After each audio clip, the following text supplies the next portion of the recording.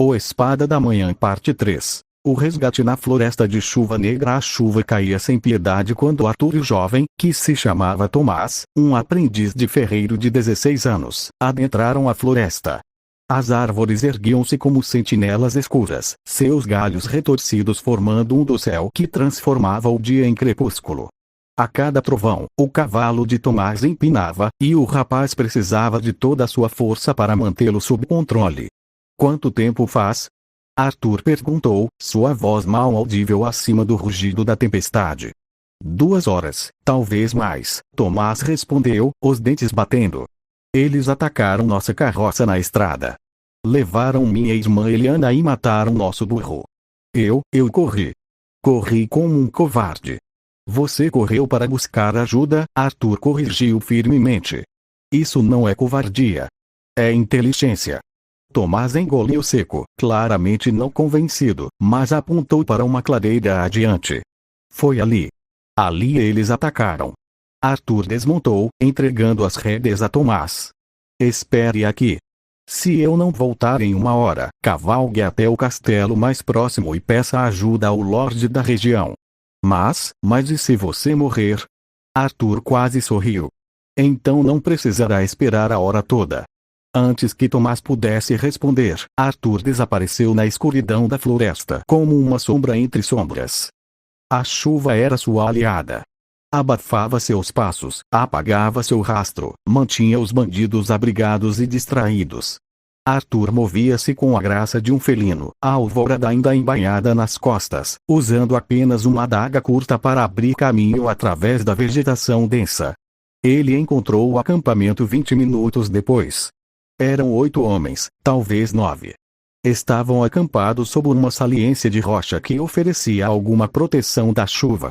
Uma fogueira crepitava, lançando sombras dançantes contra as pedras. E riam. Riam alto, passando uma garrafa de um para o outro. E Eliana estava com eles. Arthur viu a garota através das árvores. Não podia ter mais de 14 anos, cabelos escuros colados ao rosto pela chuva, amarrada a uma árvore com cordas grossas.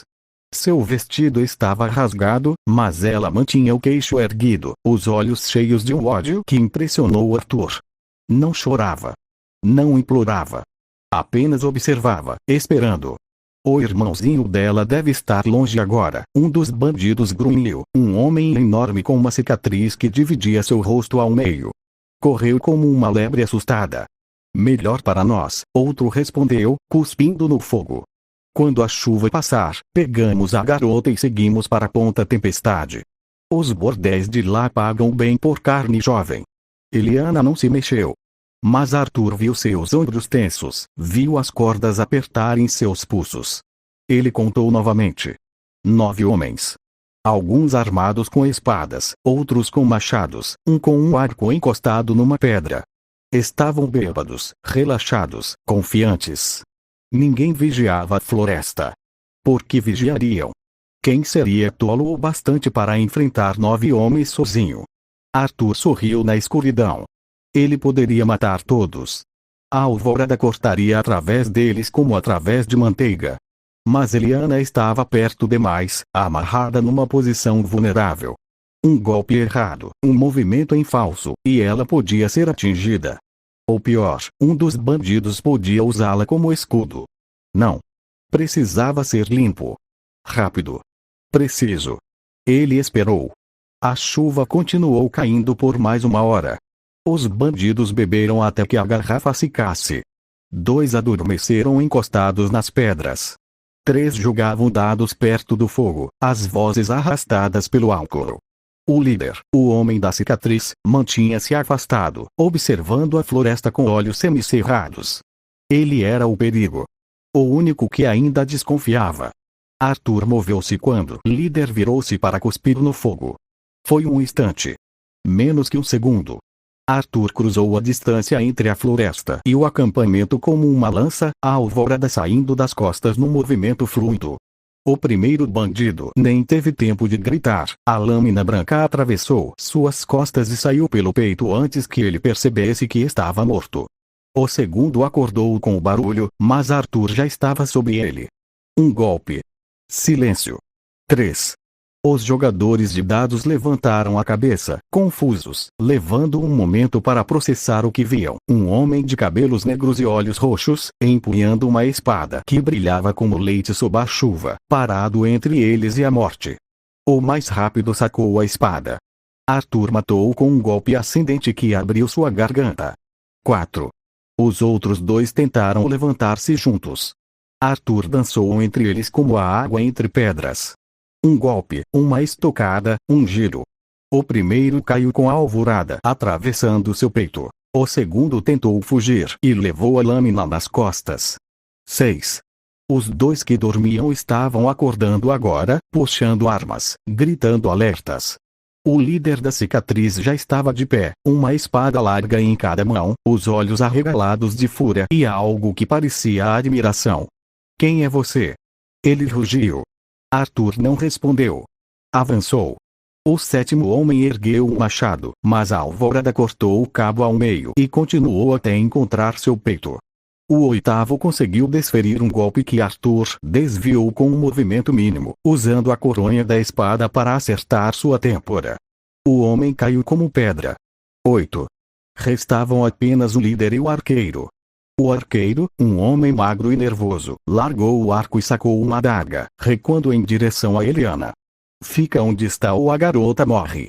Ele gritou, a voz estridente de pânico. Arthur parou. O líder da cicatriz aproveitou o momento para atacar, suas duas espadas cortando o ar em um movimento que deveria ser fatal. Arthur desviou da primeira, aparou a segunda com a alvorada e girou, usando o impulso para chutar o peito do homem. Ele voou para trás, caindo perto do fogo. Mas o arqueiro estava mais perto de Eliana agora. Sua adaga tocava a garganta da garota, que finalmente mostrou medo. Seus olhos arregalados encontraram os de Arthur, e ele viu neles uma pergunta silenciosa. Você vai me deixar morrer? Larga a espada. O arqueiro ordenou, a mão tremendo. Larga ou eu corto ela. O líder da cicatriz levantava-se lentamente, recuperando o fôlego, um sorriso cruel formando-se em seus lábios. Arthur segurou a alvorada com firmeza. Você não vai matá-la, disse calmamente. Vou sim. Juro pelos deuses, vou. Se fosse matar, já teria feito. Arthur deu um passo à frente. Você quer viver? Quer usar ela como moeda de troca? Matá-la tira seu único trunfo. O arqueiro hesitou. Era verdade, e ele sabia. Foi o suficiente. Arthur arremessou uma pedra que pegou do chão com o pé esquerdo. Acertou o rosto do arqueiro com precisão cirúrgica. O homem gritou, cambaleou para trás, e Eliana agiu. A garota não era frágil. Ela ergueu as pernas e chutou o arqueiro com toda a força que tinha, acertando na virilha. Ele caiu de joelhos, a adaga voando para longe.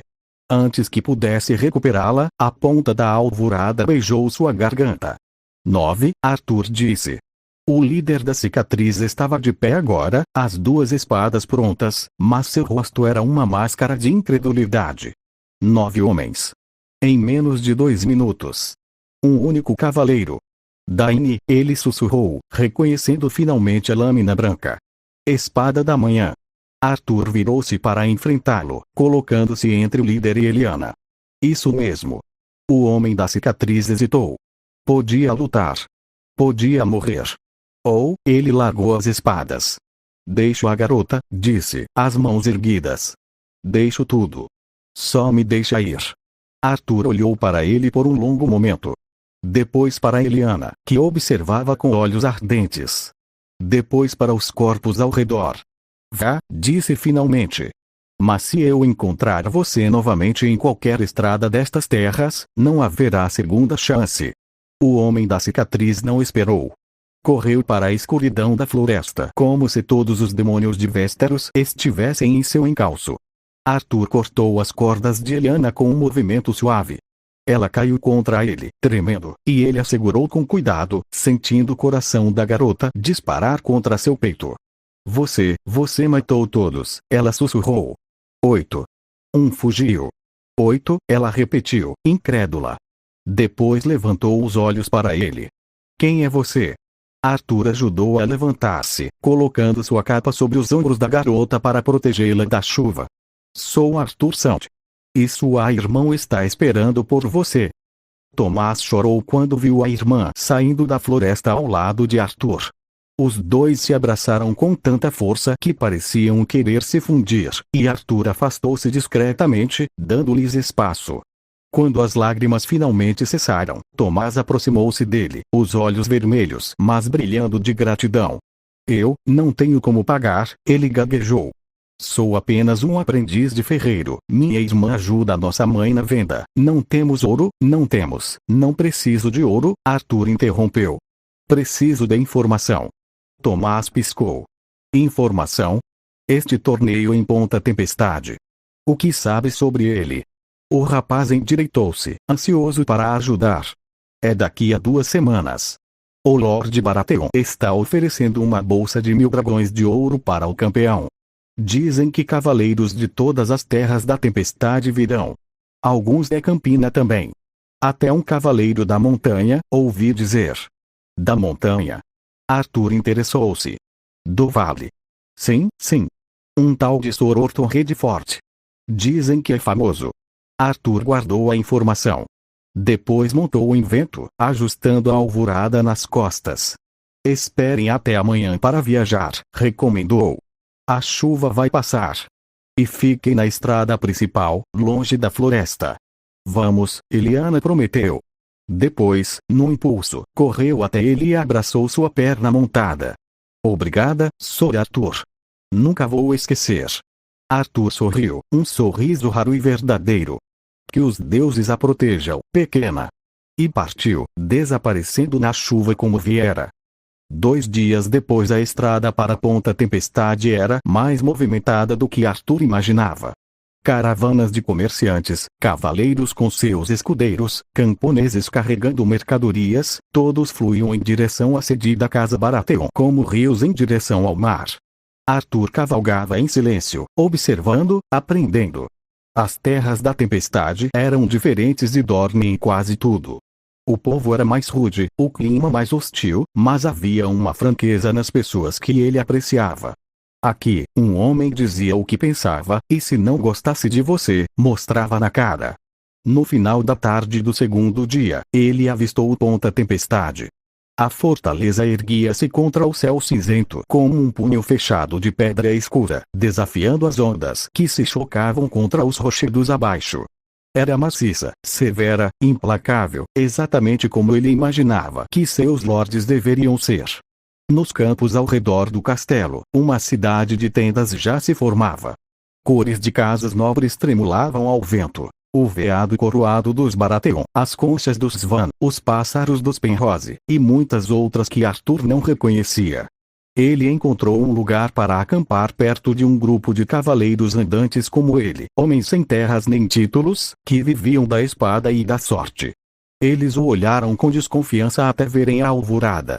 Depois, a desconfiança virou respeito. Então é verdade, disse um deles, um homem grisalho com uma cicatriz no olho esquerdo. Ouvi dizer que um Daine estava cavalgando por essas bandas. O filho da Shara, não é? Arthur assentiu, sentando-se perto da fogueira. Arthur Sand. Sand, o homem repetiu, cuspindo no fogo. Aqui é diferente de Dorne, rapaz. Aqui bastardo é bastardo, não importa o sangue. Vai ter que provar seu valor mais de uma vez. Estou acostumado. O homem grisalho riu, uma risada rouca. Gosto de você. Me chamo Sir Arwen, e se precisar de conselho sobre os adversários desse torneio, pode perguntar. Arthur aceitou a oferta com um aceno de cabeça. Quem devo temer? Arwen apontou para as tendas mais distantes, onde bandeiras mais ricas tremulavam. Sr. Courtney Penrose é bom com uma lança. Sr. Geard Morrigen é rápido com a espada. E tem o Redford, esse do vale. Dizem que já matou 3 homens em combate. Fez uma pausa. Mas o verdadeiro perigo é outro. Quem? Brice Caron. Herdeiro de noites e terras, jovem, bonito, e cruel como uma serpente. Venceu os últimos 3 torneios aqui. Não gosta de perder. E não gosta de forasteiros que chamam a atenção. Arthur olhou na direção que Arwen indicava. viu um grupo de cavaleiros ricamente vestidos, rindo ao redor de uma fogueira maior. No centro deles, um jovem de cabelos loiros e sorriso fácil gesticulava animadamente. Brice Caron. Como se sentisse o olhar, Caron virou-se. Seus olhos encontraram os de Arthur através da distância. O sorriso fácil não mudou, mas algo em seu olhar endureceu. Arthur sustentou o olhar sem recuar. O vento uivou, trazendo cheiro de tempestade do mar. O torneio começaria em 2 dias. O Espada da Manhã estava pronto. Continua na parte 4. O torneio de Ponta Tempestade.